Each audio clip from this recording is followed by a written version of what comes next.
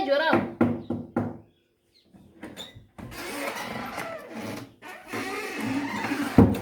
Mamuka seko mainini. Tamuka. Mainini makatumwa here pano kana kuti. Kondaita senego. Usati kubva Joni kwamakaita handisi kuti makauya pano kuondisvodesa here kana kuti chii chandakabata ichi? Chichi. Maimbeya musha wose zuro ndakati handichakubvunzii panana vatezvana. Muchimbeya musha wose hamusi kuona kuti tauro rangu rokugezesa here. Maimbeya naro musha wose muchibvunza ndochikorobha here ichi hamunaona chakabatwa nemapegisi. Tauro rangu rokugezesa ndoramoti chikorobha.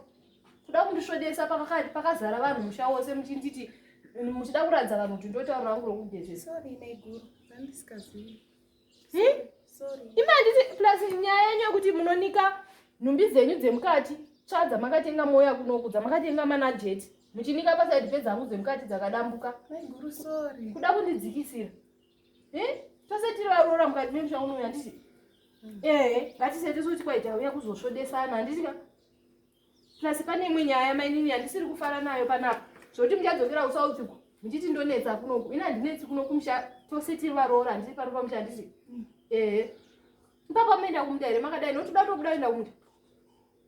Makapomba kudai plus panana vatezvara munomonera Zambia handiti mainini. Ingo ndakapfeka wani Neguru. Kana muchingozva kuti muenda kumunda makadero unoti kutoenda kumunda. Handina kana dzekuendesa kumunda dzacho. Ndizodzidza ndazindendisina bamwe.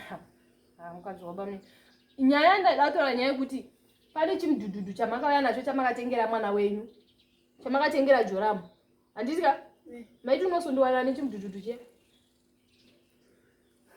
Maiti unosundwa nani? Aiwa, ndoda kumbobvunzawo kuti chimudhudhudhu chiya mwana unotoda munhu unomusunda. Imaiti unosundwa nani pakauya nechimudhudhudhu chiya? Mwana wangu ndiye unoita basa rokukwera achimanya nokusunda mwana wenyu. Ndakudza ruimbo kuti ngokuona uri pachimudhudhudhu chiya ndoda kumurova zvimwe zvingaiti. Makadi kutenga nemusundi pamakatengera mwana wenyu chiskuta chiya. Neguru, sorry, ndichataura naye Joramu. Ndichataura naye. Mutaura naye kuti chimudi makatenga. Ngachirege chirumba.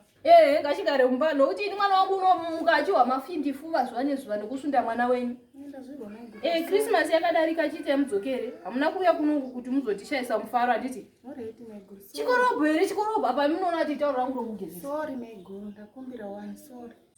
Nokuti imi vanhu vekusouth.